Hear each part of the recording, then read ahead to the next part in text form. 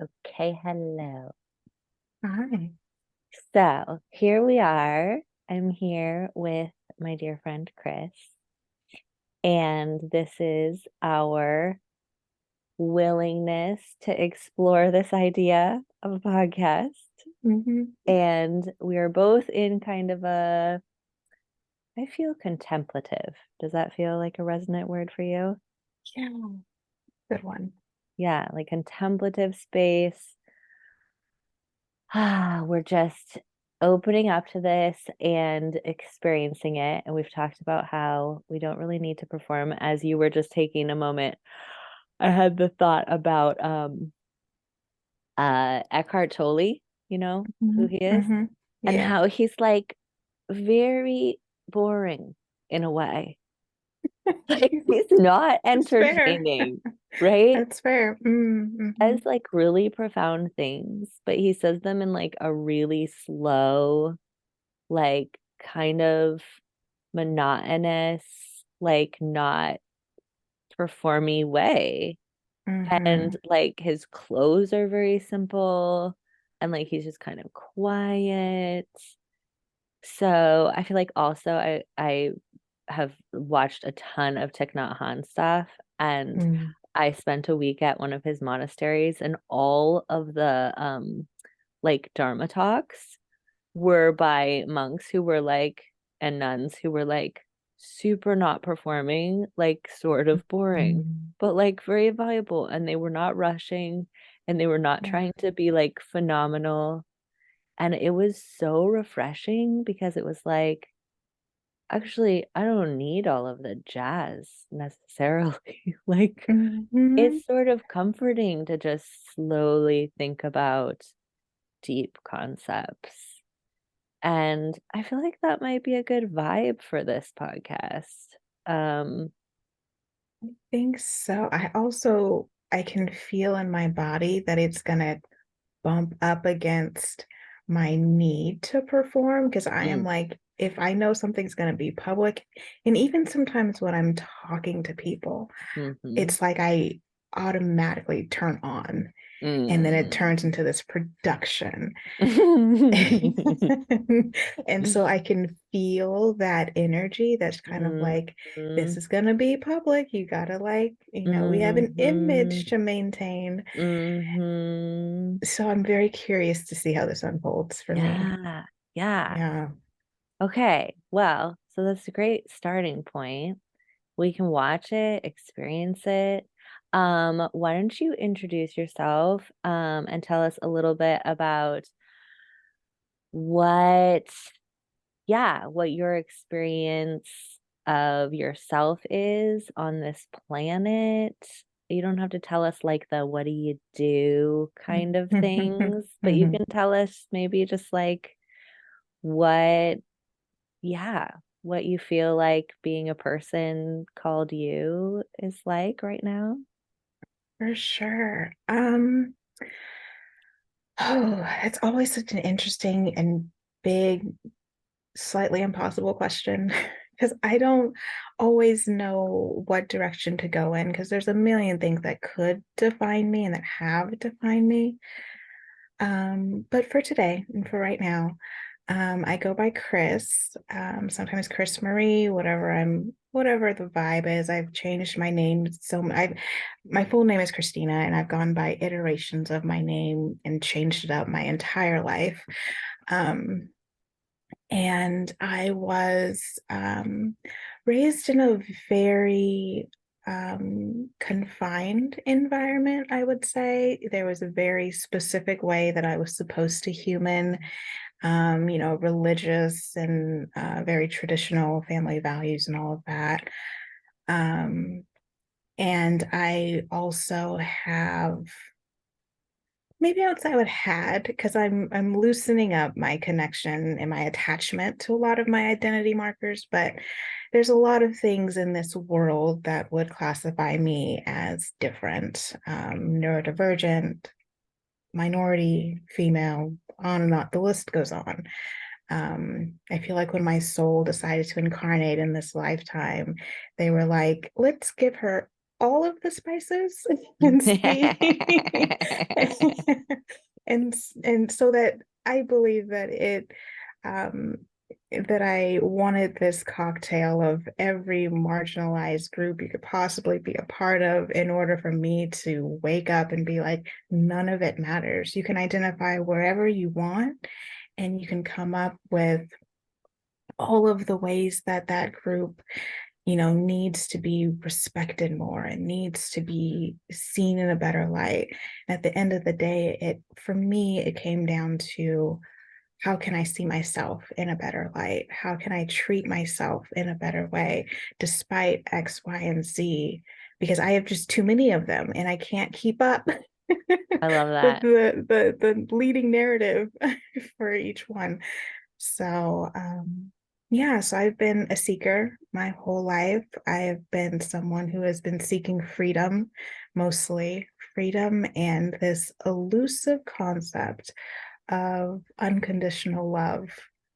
Those have been my, Yeah. yeah, those have been my two things. So, Yeah. Yeah. Okay. I'm so you just like totally did a beautiful job of getting us right into the heart of like why I want to have these conversations, mm, which is around this thing of like being a human and then having a perspective where you're like, oh, like you just said, like I incarnated in to experience these limitations or these conditions. So, can you talk a little bit about, and I'm like, I gave you questions and then I feel like I'm probably not going to ask you the questions. Okay. it's all good. Um, so you now have this perspective that you like have some sort of a spiritual purpose around having these limitations of like, oh, Hmm. I'm neurodivergent or I'm A, B, or C. Can you talk about like what was it, if there was a point at your life or if there was like like story arc that sort of got you from like, I'm oppressed and like, I'm the wrong thing to, oh, I think this is helping me understand unconditional love. Like, can you walk us through a little bit of that? For sure. So, growing up, I would say I was made hyper aware of the fact that I am a Black female, and Black Mm-hmm. females are oppressed Mm-hmm. in America, right? Yeah. And I was given a ton of and even because I was a Baptist Christian, Uh-huh. and I was also taught in that ideology that Christians are oppressed in Yeah. America, which debatable, but That um was the experience. Mm-hmm. that was the experience, right? Mm-hmm. And so I was given this information and then told how I needed to act in order Mm-hmm. to survive in, a white hetero world, Yeah. male dominated world. And and so I operated that way, fully believing that I had to work twice as hard as everyone Yeah. else in order to be seen as just as good. Yeah. I fully bought into this whole script for the first 25 years of my life. And then I discovered within myself, I went on a inner journey after going through this whole process of deconstructing my Christianity, where I realized that I was queer. Aha. And yes, yes. And in allowing myself to Uh-huh. explore my sexuality and to Uh-huh. awaken to this other part of my identity that was queer and just expansive and beautiful and didn't really care about the constructs and confines of everything that I had been taught, I realized how I realized how deeply I had bought into this idea that my existence was a problem Yeah. and that who I was a problem because Yeah. the color of my skin, because of bits of my body that look different, because of Yeah. ways that I think that are different. And it wasn't until I fully fully gave in to being queer immerse myself in that world, and then that fell apart because of the relationship I was in. And it's very common, very common story of Yeah. your first queer relationship is like blows your world open and then destroys you once it's over. Completely annihilation. Oh my God. So when that relationship ended, the other aspects of my life were already destroyed. Yeah. And so I completely self-destructed. And in that self-destruction, I attempted to take my own life and had a mystical spiritual experience um, where at that point, it wasn't even an I, it was a collective we, Hmm. that we knew that if we were going to stay on Earth, we were going to do it differently because Hmm. the rules were changing. Like the rules of how I was existing on the planet were going to change if that decision was made for me to return to Earth. Yeah. I said, yes, let's do it. I Hmm. can do things different this time. I have a different, Hmm. perspective on things. Hmm. And so I re-embodied into this Hmm. form. And from that moment on, I was like, well, sure, I have all of these identity markers, but again, like I had said before, there's there's too many of them. Yeah. And ultimately, they all just give me information about the society and world that I'm living in. Hmm. They give me information about myself and who I express as. Hmm. And information doesn't have to mean that I'm oppressed. Information doesn't Hmm. have to mean that I'm a problem. Information is just that, it's Hmm. information. Hmm. Okay. So if we slow that like way down, like the part right in between, like, okay, I've been taught victimhood, I've taken it on, I've, followed the program and I've done victimhood and fought all the things and thought I have to try twice as hard, all of that. And then this little pocket where you're like, oh, I'm queer. So I personally believe that like queer people are given like a magical portal to liberation because Mm-hmm. it's the only identity where your people of origin, like your family and community of origin, can be like, no, there's something wrong with you. Like, if you're a person of color, like your people are going to be like, yeah, we're in it together. Like, we have to fight against the oppression. If you're like, um, if you're assigned female at birth, then like all the assigned female at birth people in your crew are gonna be like, yeah, we're in it together. But being queer is the only one where the like, don't fucking do that to like from your Right. own people. And so Mm-hmm. it's this magical um like self-destruct Yeah. of the like being good that I feel like is a super awesome like gift because it's like I wouldn't have tried to break free from the system, but Right. queerness like forced me to. And so I feel like I got like a lucky break with that because I might have kept in the system for way longer or maybe For always sure. if I For could have pulled it yeah. off. I would have So never left. Yeah. yeah. Yeah. So like get into the like where was that first like brain like oh fuck like I just noticed something and it doesn't follow the rules. Like what was that for you? Ooh. Well, the first time I had the thought, the first time I remember having the thought that I was attracted to women was when I was around 11 or 12 years old. Um, I played basketball all growing up, and in that world, especially once you start to get into high school, a lot of the basketball players were queer or like, hiding in the I closet. do know. P.S. We have And parallel lives, by the way. oh, that's so funny. There's so many things Bizarre. that are, yeah, it's weird. But I love it. So, So yeah, so when I was around 12 years old, there was something in me that shifted, and I don't know if it was something that happened on the court, but there was a situation where I had like grazed someone's backside, and I was like, whoa, if I Mm. do that, they're gonna think I'm gay. I can't, but like it's a contact sport and Yeah, you're like yeah, in yeah, it. yeah. But from that moment on, there was just this fear in me that I'm like, oh no, I can't be too aggressive. I can't touch them too much because then people are gonna have this Mm, perception of me. mm-hmm. And so by the time I got to high school and I was trying out for the high school team, my cousin was the high school basketball coach. So I Okay. was like, I could have made the team easily. Mm-hmm. But after the second, I made it past the first round of tryouts. And the second one, I was like, I can't do this. I can't do this pressure. I don't want Mm-hmm. to go through this whole mental thing. Mm-hmm. Um, so I flubbed it and I was like, I'm just going to focus on academics. I'm going to give up basketball.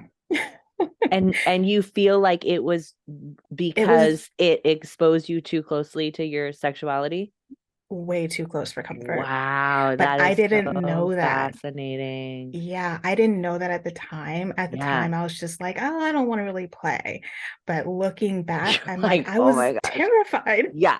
because Because I was like women's attracted to the basketball women, is like the gayest thing the in the gayest thing in the world. world. Oh my God. That's Totally, amazing. So totally. you were like, Yeah, this makes it too real. too I gotta, close. I can't just have it in my face and like Mm-hmm. Mm-hmm. off, like, yeah, so Yep. relate. Okay. Okay. So you're like, never mind. And you cancel the basketball. Cancel basketball at Okay. 14. I'm like, I'm not, can't go down that road. Yeah. So that shut off that part of my Yeah. questioning until I was like 24, 25. Uh-huh. Um, Lock it down. yep, just shut it away. We're Yeah. never thinking about that again. Yeah. Yeah. But the issue, and it's a beautiful, I don't know if I can get into the whole story, but it's the long story short. I went through this, I would call it like a sexual revolution period because I wasn't allowed to date as a kid. I was Yeah. very sheltered or whatever. So when I got into college, I just kind of went buck wild Hmm. and, was doing all of the things with all of the boys that I can get attention, Hmm. not really recognizing that a lot of it was like I wasn't connected to what I was doing. I was doing it because I thought that was what you're supposed to do Yeah. to Yeah. Yeah. get the boyfriend, to get the husband, to fulfill this whole Yeah. American dream thing. But in that, I got myself in a lot of situations that weren't great.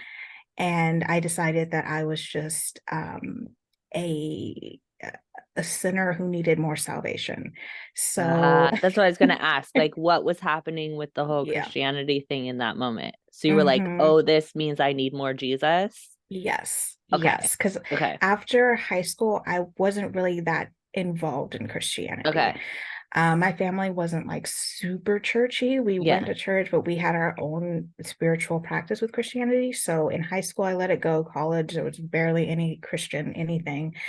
And Ah. then once I got into the professional world, I was like, I Hmm. need more structure in my personal life because I was living two different lives. Yeah. I Yeah. was Yeah. like a party girl, at night, and then like working in corporate America during the day. Um, so I went back to the church and Uh-huh. just gave myself to Jesus, gave over Uh-huh. completely. And I was like, this is the way that I'm going to fulfill this. Because my whole idea was like, I just want to find someone who will marry me so I can have kids, I just wanted to live that life. Do the thing. Do the thing. Can I Go ask for a it. little clarification? So, Yeah. okay, both like in the basketball, you went like kind of rigid, like school. You said academics Hmm. was going to be like your deal. And then in the college one, you kind of went like, you were like, oh, too much freedom. And you went back like Yeah. rigid Christianity. Yeah. Does that feel like you said at the beginning, like one of your biggest desires is freedom and like understanding what that means? Does it feel like you're like, coping for the like maybe overwhelm or taste Mm, or like exploration of freedom is to like go back like less freedom? did not put that together, but that is a very interesting observation because, yeah, it was too much freedom, too much choice for me in college. it was like the whole buffet was open and I could do what I Mm-hmm. wanted. And I was like, this is way too much. It is that overwhelm. Yeah, I think you're Mm-hmm. right. And so Christianity definitely put very strong guardrails on what I Yeah. was allowed to do in life. Yeah, yeah. And were you admitting to yourself in the like, whoa, all this stuff is too wild, like I need some like structure. I'm gonna go back to Jesus. Were you able to like, were you having any thoughts like, oh, also, I don't think I'm really into these guys in the way that I'm being told I should be, or like there's some queerness here, or was that not on the surface? Um, it wasn't really on the surface. I didn't know what it was supposed to feel like, you Mm-hmm. know. So I didn't have anything to compare it to. Um, like later down the road, once I started dating women, that was when like I was like, oh, this is what this is. Now I know what I'm supposed to be feeling. It's like when people are like, "How do you know?" and you're like, "Well, Totally. you Yeah. know." But yeah, when I was in college, it was more of like going through the motions. And Hmm. I had an early experience with sexual abuse in my early college years. Hmm. And so from that moment on, I disassociated every time I would get into any kind of sexual situation. And so I wasn't really even my body during Hmm. those times. Hmm. Um, but that's a whole other that's a whole other Hmm. rabbit hole of healing that. Hmm. Um, so with the liberation piece though, and opening up to my sexuality, it didn't come until the rules of Christianity like that belt became too tight for me. Hmm. And I started questioning the authority of my pastors and Uh-huh. questioning the authority of the Bible. Yeah. And I decided, I was like, well, if the only credentials that these pastors, these male white cis pastors have is that they Hmm. went to Bible college and have Hmm. these degrees that give them the authority, then I can do that too because I'm an academic and I had been an academic my whole life. Yeah. And so I was like, okay, sign me up. I got into Uh-huh. seminary. Uh-huh. I got into seminary with a focus on exegesis, which is just interpreting the Bible to its nth degree, Hmm. essentially understanding where it all derives from. I learned about the Council of Nicaea, and that Hmm. just popped my world open. I was like, oh, so y'all just really just out here believing whatever you want. Uh-huh. They just made it up. making up Hmm. making up whatever Hmm. interpretation. I was like, okay, Hmm. I'm that started the crumbling for Yeah. me. Yeah. And you were at Biola, right? I'm Viola. surprised that they exposed you to the depth of the Nicene thing. Well, they didn't. They told us about it. And then in You my went brain, I was further. like, wait, this doesn't sound right. You're telling me this Count Constantine just could Yeah. decide. Yeah. And so I deep dove into that myself. And did you talk to any of your professors about it? Not my professors. I think I brought it up to a pastor of mine and he just shut it down. Shut it down. And Yeah. yeah. And so I was like, this something is not, it's not adding up for me. Yeah. So this was like a year into your program or Yeah, about a year into my program. And then also with Biola, they have you do, as soon as you get into the program, they have you do this like extensive personality assessment. yeah. And they were like, you need therapy, like immediately. Wow. And I had been in therapy since I was 18, but I had stopped once I got back into the church. So I was like, oh, the Hmm. church will fix me. Jesus got it. And yeah, Jesus is he's got it. But Viola was like, Jesus doesn't got it. You need I'm surprised actually that they did that. That's kind of yeah. interesting to hear. Mm-hmm. They put you with a Christian therapist though? Yeah, with one of their counselors. And she Uh-huh. actually is the one who helped me come out. No Um, fucking way. right. And What so was after that like?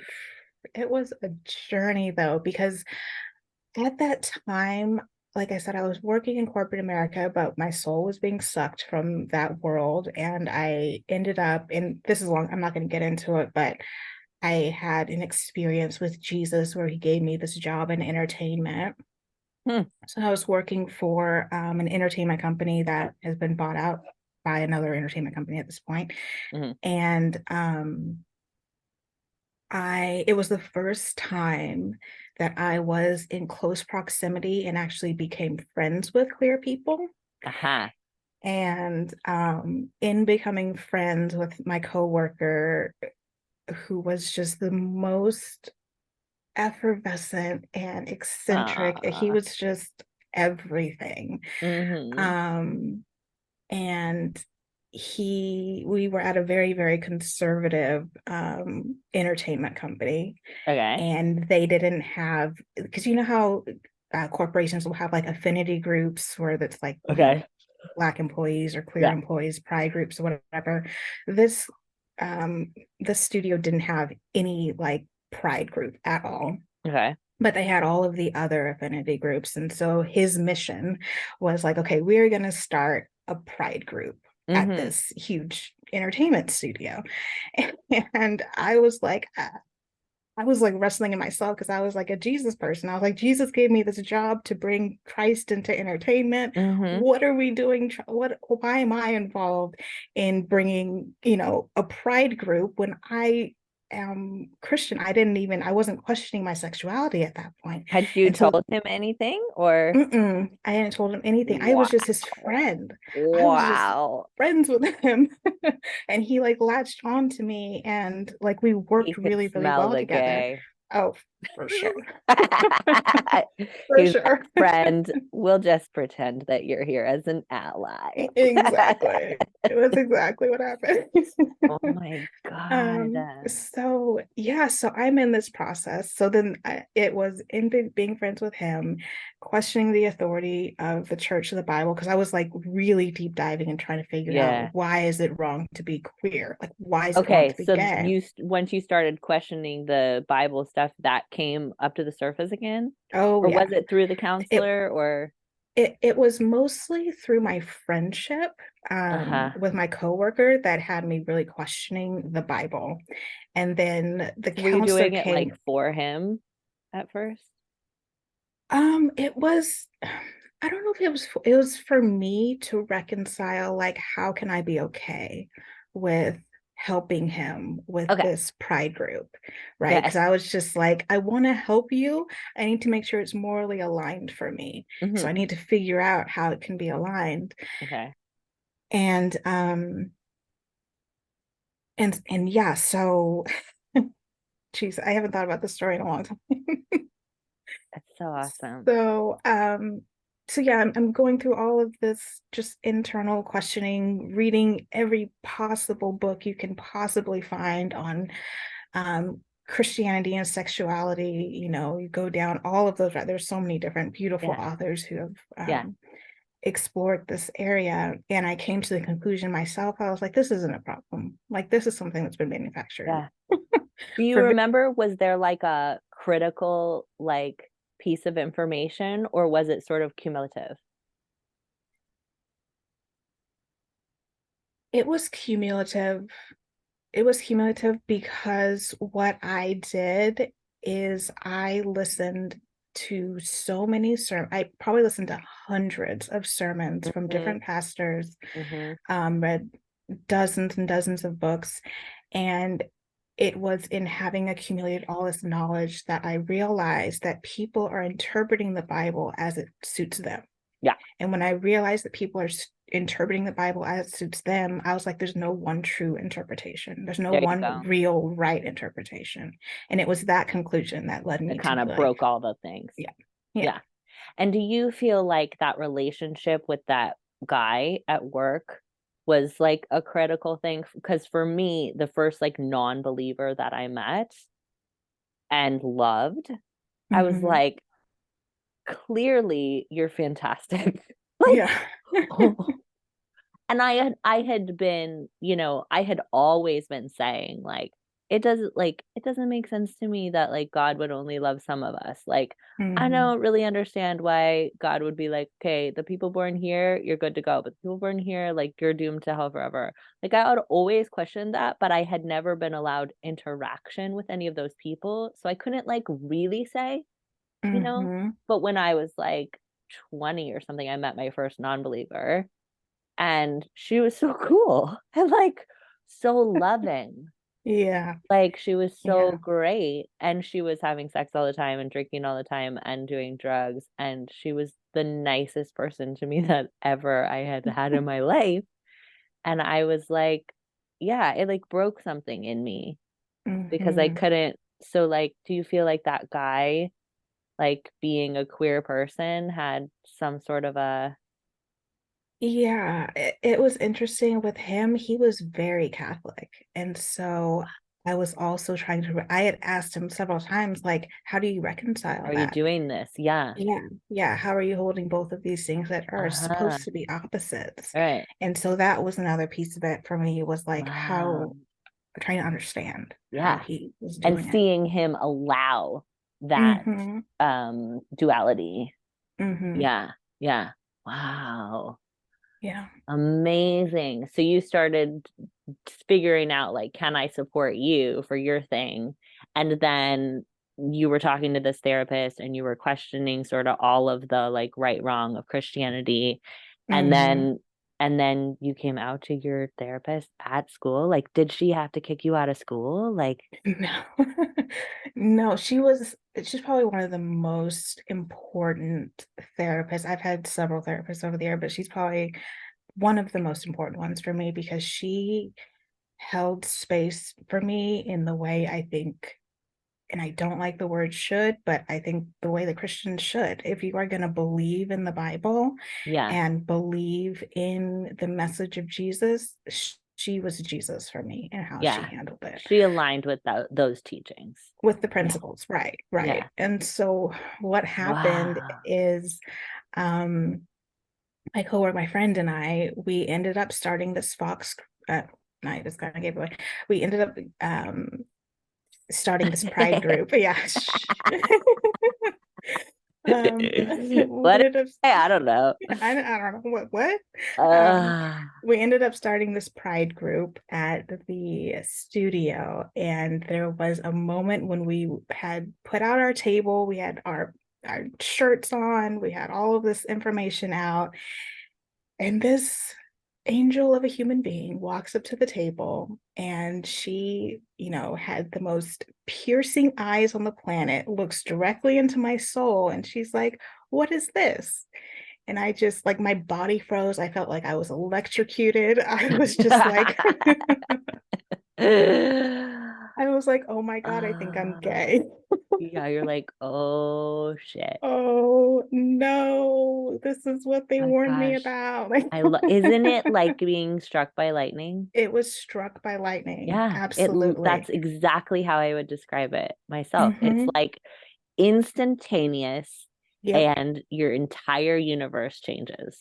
Shifts in one moment. Yep. And I will never forget it. Yep. Yeah. Yeah. My And gosh. so after barely being able to speak to her, Yep.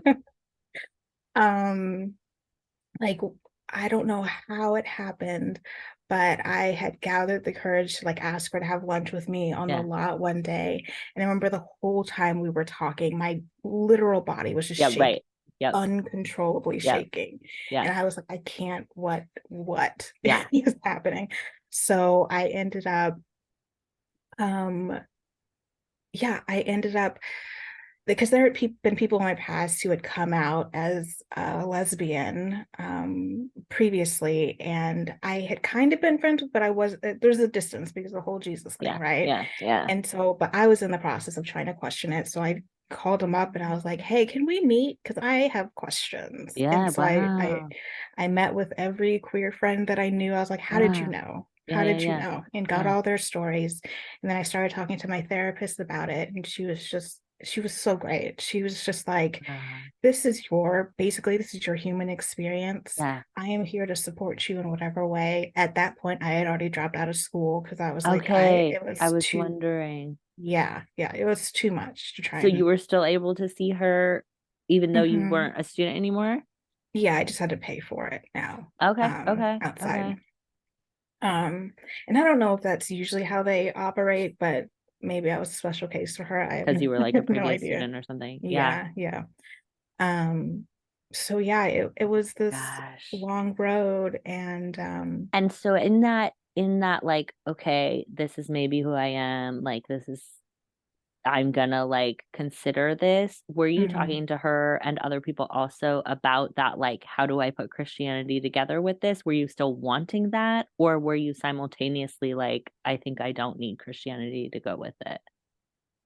I desperately wanted Christianity to come along. Like Uh-huh. I think it's part of the reason I stayed with the Biola therapist is because I was like, Uh-huh. I still want to reconcile these two Yeah. things. I was still very much engaged in my church. Okay. But it wasn't there was a lot of things happening simultaneously at the same time because after I had started working in entertainment, my church started like imploding because the pastors couldn't get along for whatever reason. And so Mm-hmm. once my church fell apart, um, and I was kind of like floating looking for a new church home, Mm-hmm. I was also, opening up and questioning sexuality, and so I looked for a church that I knew would accept Mm-hmm. me as a queer Mm-hmm. person or as a Mm-hmm. questioning person. I was Mm-hmm. questioning for a long time. Mm-hmm. Um, but once I fully accepted, and at the time I, just went all the way, I was like, I am a lesbian. Like Uh-huh. we're just, Uh-huh. if Yeah. we're gonna come out, we gotta be confident and sure Yeah. about it, and Yeah. that whole thing. Yeah. Um, and sorry, I forgot the question or where I was going with that. Well, we were talking about how were you still trying to Oh, the connect and reconciliation. maintain your relationship with Christianity while you were accepting your sexuality, or were you just like letting Christianity go? Yeah. So like I said, I really wanted to remain a Christian, remain in the church, but the sticking point for me was my family. Mm-hmm. Because my family was very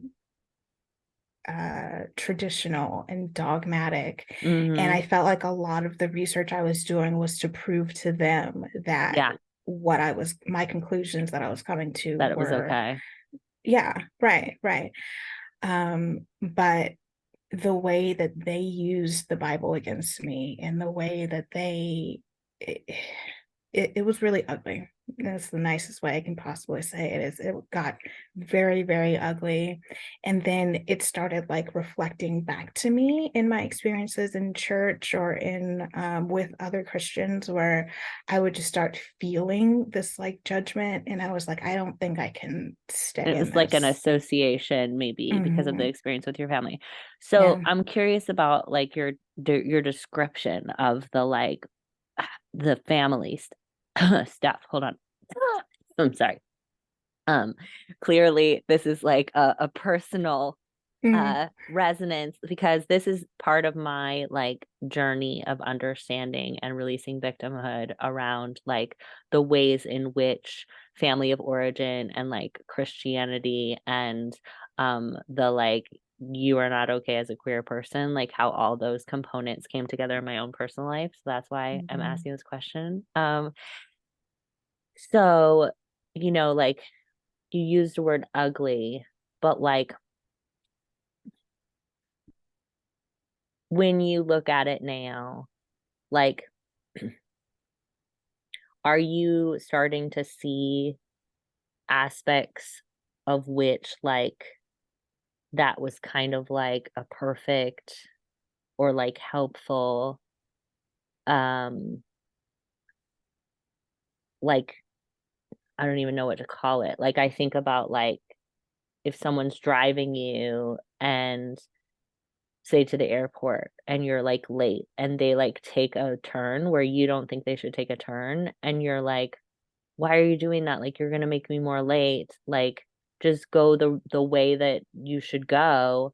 And like a year later you find out that like on that street, if you had gone that way, like you would have got hit by a car or something, Hmm. and like there was like an explosion or something, and like it was actually like perfect that they Hmm. took that detour that didn't make sense at the time. Like, is there anything that you can connect in with? That's why I want to like get into the like slow the film strip down and let's like Yeah. zone in on like each slide, because I I think it's easier to start to notice like, oh my gosh, like that actually was what needed to happen for the like next piece. Hmm. That Hmm. even though that part looks like it's like the bad part of the movie and this part looks like it's like the good part of the movie, like somehow. So yeah, what are your like what comes up when you think about Yeah, that? completely. Well, like I had mentioned earlier, my upbringing was very controlled, very sheltered. I was like anybody who knew me back then, it was obvious that I was codependently attached to my parents. Mm-hmm. And their opinion of me was everything. Like I didn't even have an Mm-hmm. opinion of myself. My opinion Mm-hmm. of me was their opinion of me. Mm-hmm. And so I 100% needed to detach from them. Mm. And this is the only way, looking back, this is the only way that I could have done that. There's Like if nothing there else was that I could any have done. opening, you would have Yeah, stayed enmeshed. yeah, yeah, yeah. There was no, there would needed to be a clean break Yeah. in that No relationship for me. options. Mm-mm. Yeah. In order for me to break free and self-identify, Yeah. honestly. Yeah. So while, yes, it was the most devastating, Mm. heartbreaking period of my life, it was absolutely necessary for me to Mm-hmm. be able to free myself Mm-hmm. from from the world that they had built for me. And I'm not saying the world that they had built for me was wrong or bad. Like, they gave me the whole idea of like, family, marriage, kids, house, job, that whole thing. That's what they advocated and set me up for. And they set me up beautifully. Like I have a career because of the world that they set me up in, Mm-hmm. and I have a work ethic and values and just a way that I treat people. It's based on how they raised me. So they set Mm-hmm. me up in a really amazing way. And at the same time, it wasn't me. Like I Mm-hmm. wasn't allowed to just be who I am. Mm-hmm. So it was in coming out as queer that they were like, that's a step too far. Mm-hmm. We can't go down this Yeah. journey with you. Yeah. And it was ugly because I was devastated. I was like, you're supposed to love me unconditionally, right? Yeah. And they But they like couldn't. that is like such a clear like condition. Hmm. There was a condition and it was not met. Right. And I feel like that seems to be one of the like hallmarks of being human. Like whatever it is that we're doing, it's like about experiencing conditions. Mm. And the conditions seem to be one of the like primary tools for learning Hmm. Yeah, I can see that because you need something to like push up to against. push up against Yeah. in order to expand outside of whatever that condition is. Yeah. Like you Yeah. you talked at the beginning about like the other thing that you really want is unconditional love. And I feel like freedom and unconditional love like share the same frequency in Hmm. that there's nothing to push up against. Yeah. There's Yeah. no like container in freedom. Hmm. Freedom is it moves in every direction, right? It's Right. not contained. And unconditional love is like there's no limits on it. There's no container. And like I'm so curious about this fascinating philosophy of this as a school. of Earth Mm-hmm. School that we would be without a container. We would be Mm-hmm. in freedom and unconditional love.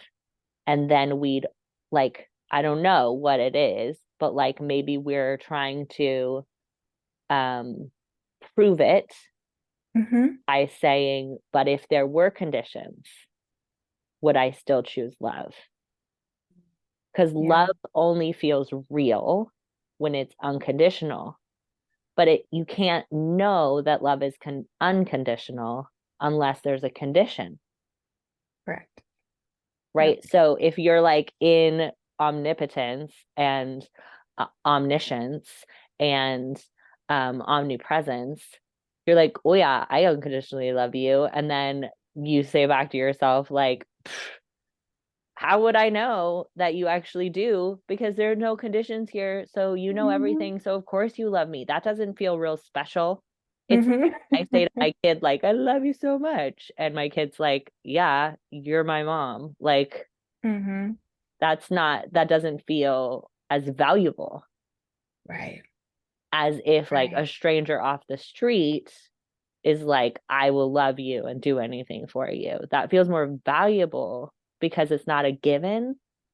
Mm-hmm. And I'm curious about like, do we, up in our omniscience and our omnipotence and omnipresence and all the stuff, are we like, well, I want to know. Like, and I want to test everything because unless I test every, um, you know, every little like hair turn of a different thing, then I can't know for sure that it's unconditional because Right. maybe there's a condition where it's finally going to break Mm-hmm. and we're going Mm-hmm. to be like, nope, actually, I cannot love you Yeah. in that condition. Yeah. Yeah. It's it's one of those ideas that I have thought about since I was a child. I always, as a child, even had this idea that I have been hiding inside of myself, and that Mm-hmm.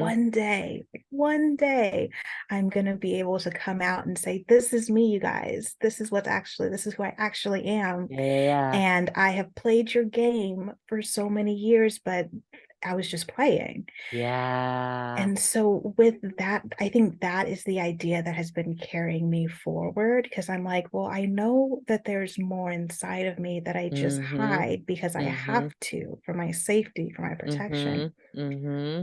But that idea of, and it was also in my NDE experience where every attachment to anything fell away and I Mm-hmm. saw the whole earth school experience for what it was, and Mm-hmm. that it wasn't real. It was just a something that we opted into in order to have an experience to elevate our souls, or however we want to classify it. um So that was your NDE like message was that it was an earth school? it was that it was a place to have experiences. And so Uh-huh. it could be a school, it could be a hell, it could be whatever you wanted it to be. Like, it Uh-huh. for me, earth is a place where you can go and literally have whatever experience you want Uh-huh. within limitations. And you just kind of move around the game that way, or the life that way. And was there like a purpose of evolution attached to that or not? Not necessarily the purpose being evolution. The purpose for me is always experience. So it's existing on earth is the point of being on earth. Uh-huh. And it's kind of like, how long can you exist there? But you don't necessarily have to do anything or be anyone. It's just Mm-hmm. how long it part of my mind wonders if, whoever we are outside of our earth bodies, it's just like, well, how long did you last on earth? I was there for 50 years. I was there for 20 minutes. I was there for, Mm-hmm. 5 years. And then what was that experience like? And so that's how I perceive and think about people being on earth. It's Mm-hmm. like, you're here for a temporal period of time. You want to be here as long as you possibly can. I don't believe anyone's here outside of their desire to be here. Mm-hmm. And you're not required to be here. Like you can leave whenever you want. Um, and so I believe that I had this idea of freedom and unconditional love. And I was like, I believe these things can exist on earth. And I believe a Mm-hmm. human can embody these qualities Mm-hmm. and survive on earth. And so I feel like I've been testing that theory my whole Okay. life. So you feel like that's maybe what experience you wanted. You wanted Mm-hmm. to do the like, is unconditional love real thing? Yeah, is it possible to embody that on earth? Uh-huh. Yeah, yeah, And so for like this is the question that you originally said you were interested by, I think. I'm not checking, but um yeah. the like in the way I wrote the question is like if it all is a sham and we just like turn into dust and nothing matters, would you Mm-hmm. still connect with these spiritual concepts? But I actually want to reframe it to like if your NDE is correct and it is just about existing for whatever period of time you exist, and there's no like purpose or need to grow spiritually or connect in with unconditional love or evolve in some sort of a spiritual framework, like Mm-hmm. if that's what is happening, like why do you connect with personal growth or spirituality? Because it's fun for me. Uh-huh. I mean, truly, it's the thing that brings me joy. It was one of the Mm-hmm. questions I asked myself in that next moment after I realized I was back. I was like, I am only going to do things on this planet that bring me joy. And Mm-hmm. one thing that has always brought me joy is understanding myself better and Mm-hmm. developing and expanding my awareness and consciousness. So I do it because it's fun. Mm-hmm. Yeah. Mm-hmm.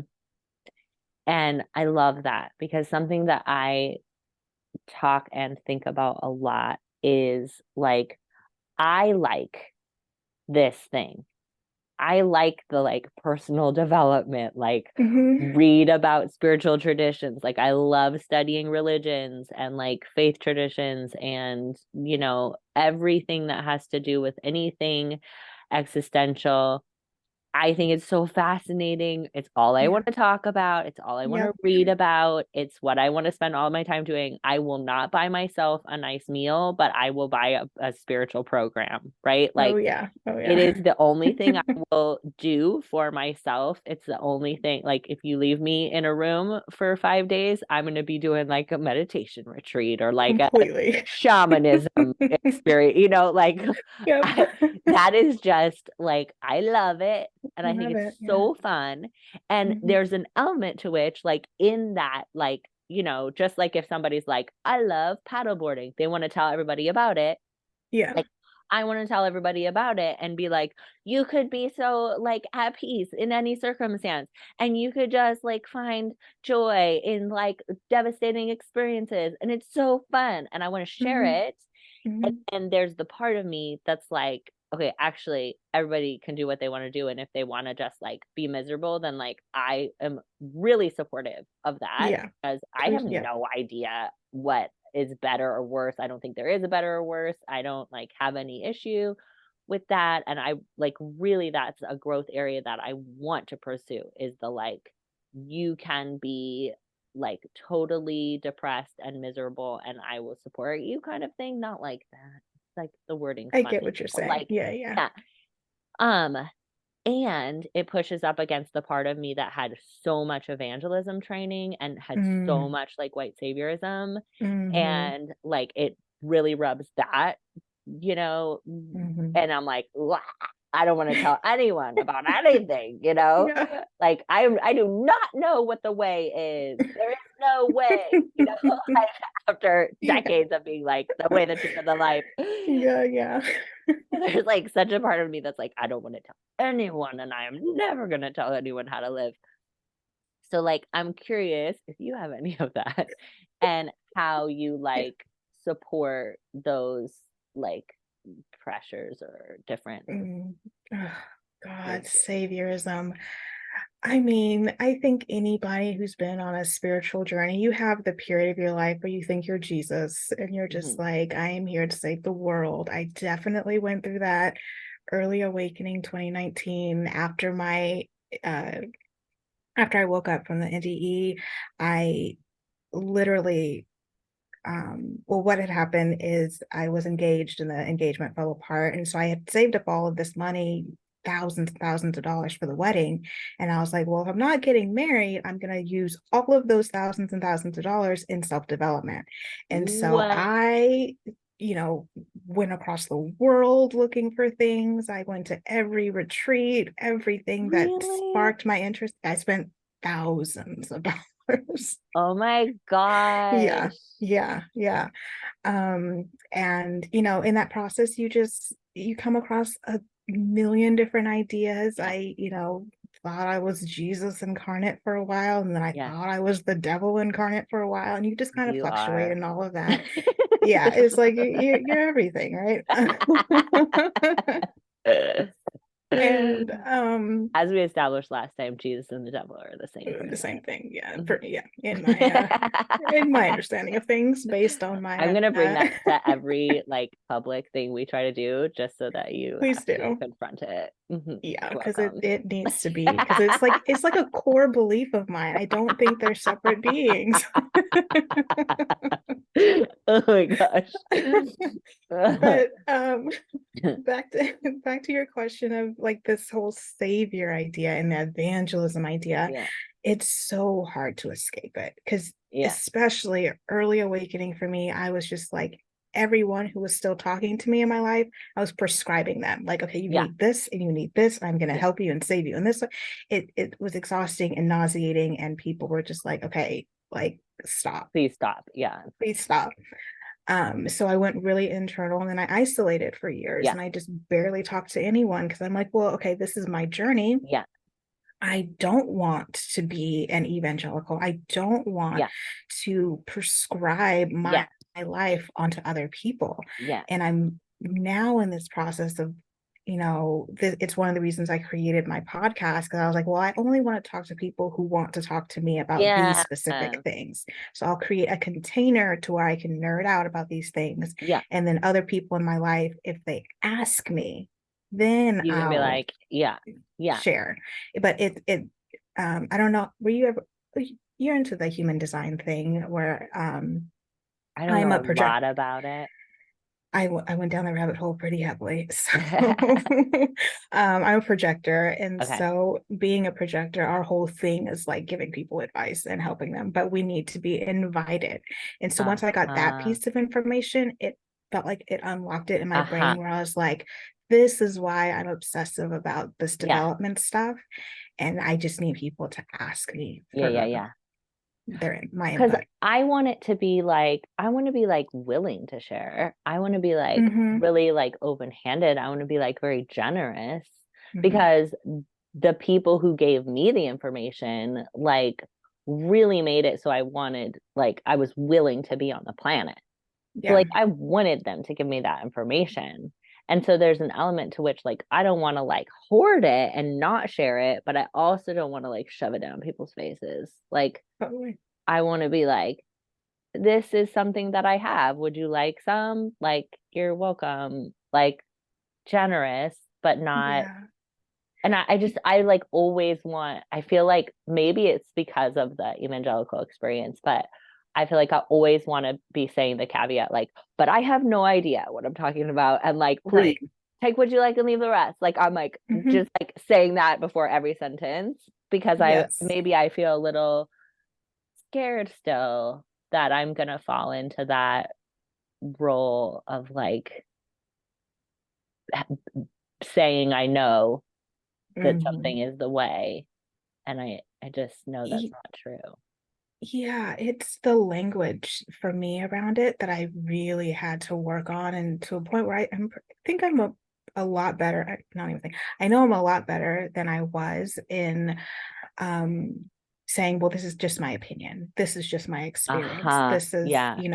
so when I am telling someone about something that has helped me, making sure I Mm-hmm. say that, take what resonates, leave the rest. Like I Mm-hmm. am nobody's authority. I don't want Mm-hmm. people following me. I'm no Yeah. Christ, right? Yeah. I'm a human being having a human experience Yeah. just like you. I've stumbled across things that have helped me. And if it's Mm-hmm. helpful for you, here you go. But Yeah.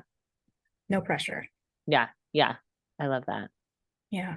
Amazing. This has been so phenomenal. I feel like let's just both like scan these questions and see if there's anything else that you're like, ooh, I really want to talk about that. Okay. And then maybe we kind of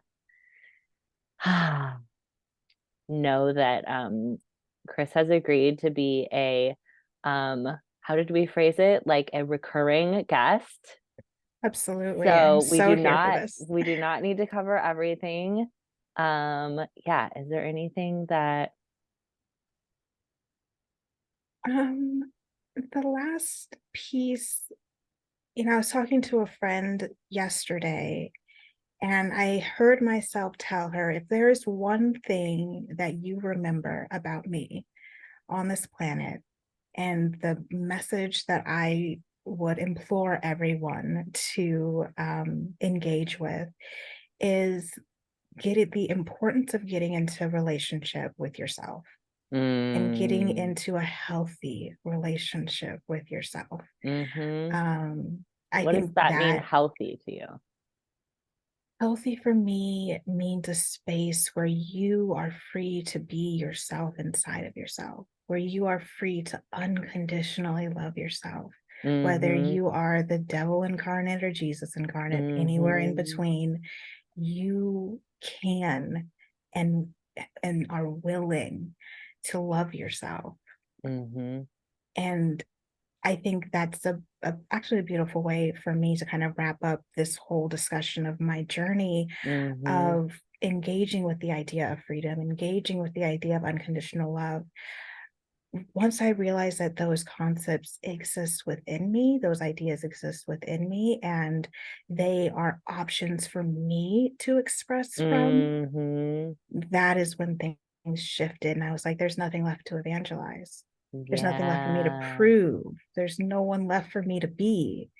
Because you Because can just now, have it inside of you. yes. Yeah. Yeah. So that's so beautiful. I feel like we need to do a whole episode on the like loving yourself thing Oh, because completely.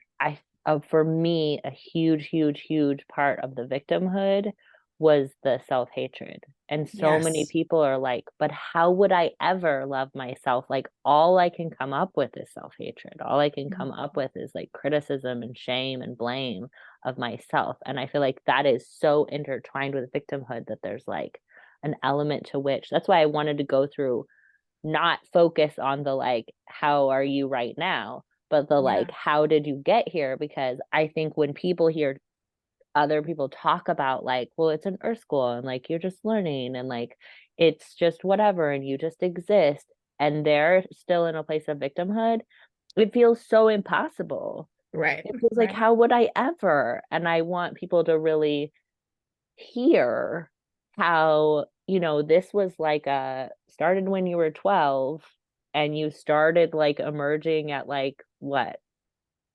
When was 30? your, yeah, 30. Yeah. 29, 30. Yeah. So it was Mm-hmm. like, you know, 12 to 30, 18 years Right. of wrestling Mm-hmm. with these things. And for me, it wasn't until I was 35. And so I really want people to like see that it's not just like an overnight, like it's such a gruesome process. Yes. And like noticing those little twists and turns that were like the little bit of like, oh, this direction, even if it's the like total rejection of your family of origin, like Mm. horrible relationship breakup, like all these like bad things, quote unquote, like were part of getting you to what you're saying is like your ultimate desire to share is that there's freedom within you. Yeah. even when there's not freedom without you. Exactly. There's freedom within you, and there's unconditional love within you, even when there's a whole bunch of conditional love outside of you. Yes. Hmm. Hmm. Bravo. I love it. It's the journey, though. It's arduous, but it's Yeah, beautiful. yeah, Yeah, yeah, yeah. yeah.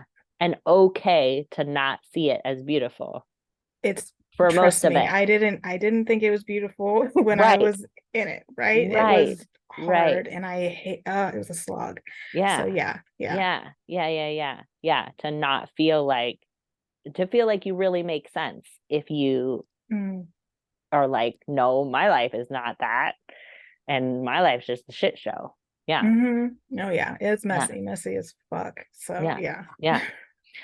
yeah. Well, thank you so, so much for being Yeah. so vulnerable and so open and giving us so many of those details. I really, um, in a take what you like, leave the rest kind of way. I Hmm. really do feel that like our personal stories, can be incredibly liberating for other people and give people hope. So I really appreciate you sharing your story. And is there anywhere that you want people to connect with you if they'd Yeah, like to? absolutely. Well, thank you so much for, giving me the space to share. Like I said, I haven't talked about these stories in a long time. So it's nice for me to go back and get the little nuggets from it as well. But yeah, you can find my podcast, Mental Magic, anywhere podcasts are available. We talk more about consciousness exploring there. And I'm really into spiral dynamics right now, which is all about how your subconscious is wired. You could also find me on Instagram. My personal handle is always Chris Marie. Chris is spelled Chris. And then Mental Magic also has an Instagram, Mental Magic Podcast, with a period in between each word. So, Okay. yep. I'll try to figure out how to put all those things in something, like people say, but I don't even know how I'm going to get this to the podcasting universe. So we'll see. Well, I'll help you. I'll help you out. Okay. Thank you. Thank Yeah. you. Thank you. Oh, thank you so much. Yeah. Thank And you. we will end this. Oops, not end the meeting. I had a moment of being like, I never started recording, but we did.